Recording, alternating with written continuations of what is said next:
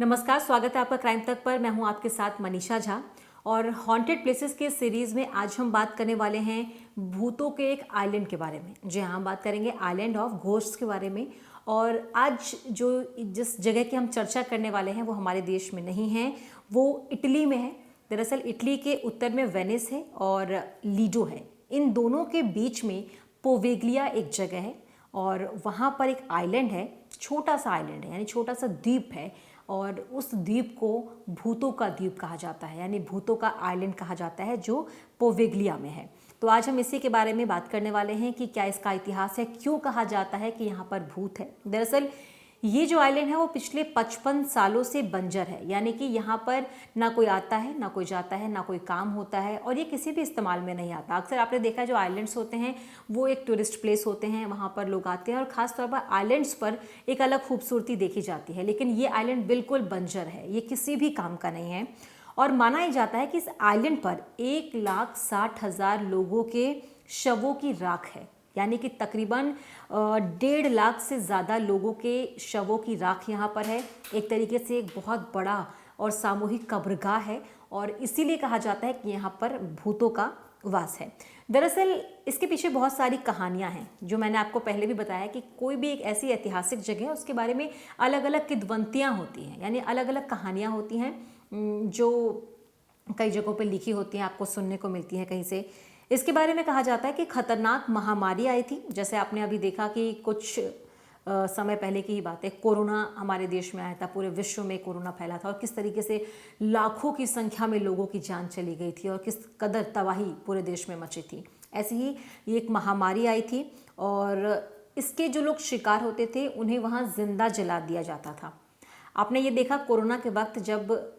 किसी की जान जाती थी, किसी की मौत हो जाती थी और कोई भी अगर कोरोना से संक्रमित होता था तो कहा जाता था कि उसके पास नहीं जाना है वरना आपको हो सकता है। और ऐसे में कई लाशें जो हैं वो इसी तरीके से कहीं भी सामूहिक तौर पर दफन कर दी गई, जला दिया गया, बहा दिया गया। ठीक है, सही आप समझिए। एक महामारी आई थी और ऐसे में जो भी सस्पेक्टेड भी थे कि लग रहा था इनको ये महामारी के शिकार हैं, उनको वहाँ पर क्वारंटीन किया जाता था और अगर उनकी डेथ हो जाती थी तो वहीं पर उन्हें दफना दिया जाता था।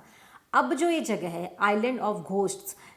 इस यहाँ पर विशेष अनुमति के बिना आप जा नहीं सकते, यानी कि अगर आप जाना चाहते हैं, हालांकि वहाँ पर जाने का कोई रीज़न नहीं है, पर फिर भी अगर आप जाना चाहते हैं, आपकी इच्छा है, तो आपको एक स्पेशल परमिशन लेनी होगी और उसके बाद ही आप वहाँ पर जा सकते हैं।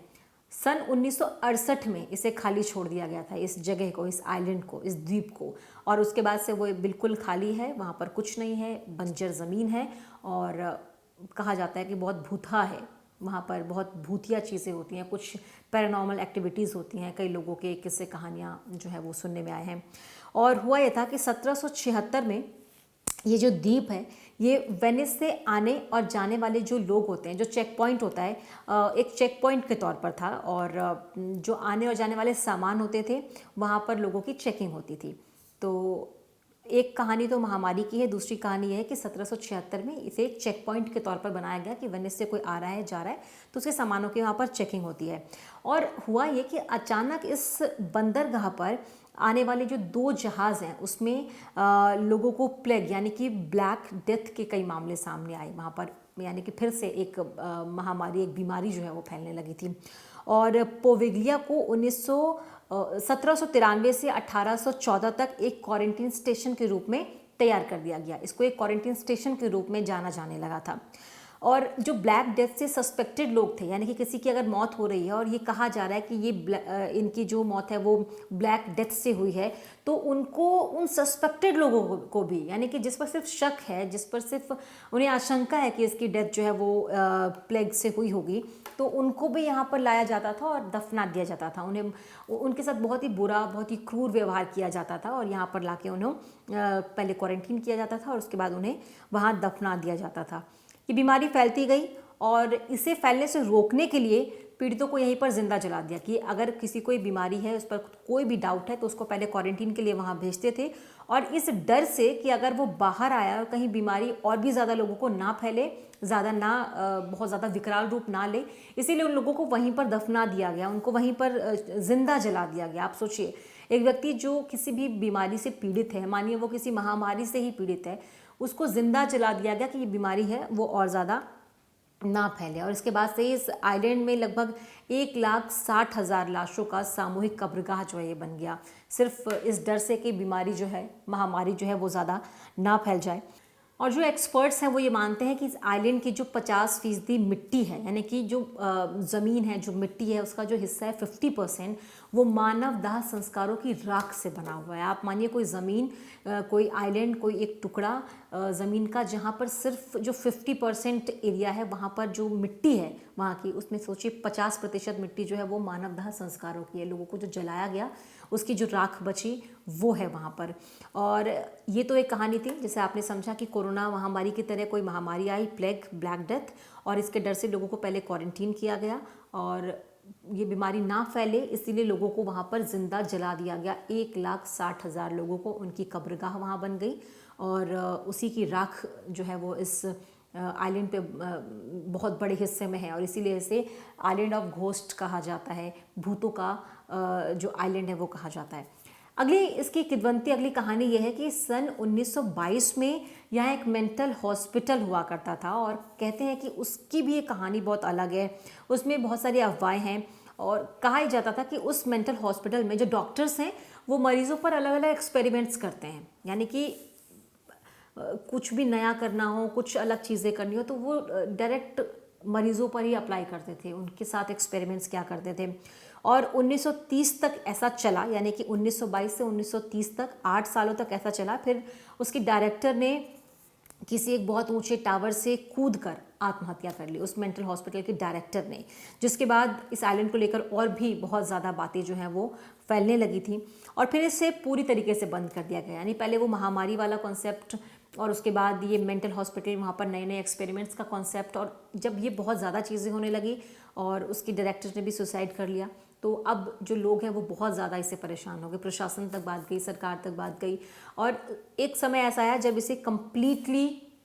बंद कर दिया गया, बैन कर दिया गया कि यहाँ पर कोई नहीं आएगा। ये जो आइलैंड है वो एक छोटी सी नहर के चलते दो अलग अलग पार्ट्स में डिवाइड हो गया है, यानी कि मानिए एक आइलैंड है लेकिन बीच से जो एक नहर जा रही है और इसीलिए दो अलग अलग पार्ट्स में डिवाइड हो गया है। आइलैंड के दो हिस्से हो गए हैं, एक तरफ जो है बहुत घना जंगल है, बहुत अंधेरा रहता है और दूसरी तरफ वही मेंटल हॉस्पिटल है जिसके बारे में मैंने अभी आपको बताया। उस मेंटल हॉस्पिटल की पुरानी सड़ी गली दीवारें हैं। तो ये आइलैंड अब दो पार्ट्स में डिवाइड हो गया एक नहर के चलते, जिसमें एक तरफ मेंटल हॉस्पिटल की टूटी फूटी सड़ी गली दीवार और दूसरी तरफ घना जंगल है। लेकिन ये कम्प्लीटली बैन है और यहाँ जाने के लिए स्पेशल परमिशन की ज़रूरत होती है। लेकिन बावजूद इसके कुछ समय पहले 40 साल का एक शख्स मैट नादिन और 54 साल का एक शख्स एंडी थॉम्सन जो है वो इस आइलैंड के दूर दराज वाले हिस्से में पहुँच गए और अपने यूट्यूब चैनल पर इसकी जो है असाधारण फुटेज, यानी कुछ चीज़ें होती हैं जहाँ पर जाना अलाउड नहीं होता है फिर भी हम वहाँ जाते हैं, वहाँ की कुछ पिक्चर्स निकालते हैं जो बहुत ही अनयूजुअल होती है। तो ऐसी कुछ पिक्चर्स वहाँ पर ली गई और उसे अपने यूट्यूब चैनल पर जो है वो डाला गया। वो काफ़ी डरावनी थी, लोगों ने उसे देखा और लोगों ने रिएक्ट किया कि बहुत ज़्यादा हॉन्टेड है। और उसके कई सालों बाद भी मेन लैंड पर जो है वो आसपास के जो लोग रहते हैं, वहाँ उस आइलैंड के आसपास जो लोग रहते हैं उन्होंने ये दावा किया है कि आइलैंड से घंटी बजने की उन्हें आवाज़ सुनाई देती है जिससे बहुत पहले ही हटा दिया गया था। यानी कि उस आइलैंड पर एक घंटी होती थी जिससे पहले वो बजता था तो लोग जो आसपास के उन तक वो आवाज़ पहुंचती थी, लेकिन उस घंटी को हटा दिया गया है। बावजूद इसके वहाँ जो नियर बाय लोग रहते हैं वो ये बताते हैं कि उन्हें अभी भी वो घंटी बजने की आवाज़ आती है जबकि बहुत साल पहले ही उसे हटा दिया गया था। तो ये अलग अलग किद्वंतियाँ, अलग अलग कहानियाँ इस छोटे से आइलैंड को लेकर है जिसके बारे में कहा जाता है कि यहाँ पर 1,60,000 लोगों की जो बॉडीज़ हैं उन्हें जला दिया गया था, कुछ जिंदा कुछ मुर्दा लोगों को जला दिया गया था। लेकिन 1,60,000 जो थे वो जिंदा थे, इसके अलावा जिनकी मौत हुई उनको तो वहाँ पर दफनाया ही गया था। तो ऐसे में पोवेगलिया का ये छोटा सा द्वीप, छोटा सा आइलैंड जिसे भूतों का आइलैंड कहा जाता है, इसकी अलग अलग कहानियाँ थी और कहा जाता है कि बहुत ही ज़्यादा हॉन्टेड प्लेस है और अब यहाँ पर जाना कम्प्लीटली बैन हो चुका है। तो आज के हॉन्टेड प्लेस के सीरीज़ में आज के लिए इतना ही, लेकिन अगर आप किसी और हॉन्टेड प्लेस की कहानी मुझसे सुनना चाहते हैं तो कमेंट बॉक्स में शेयर ज़रूर करिएगा।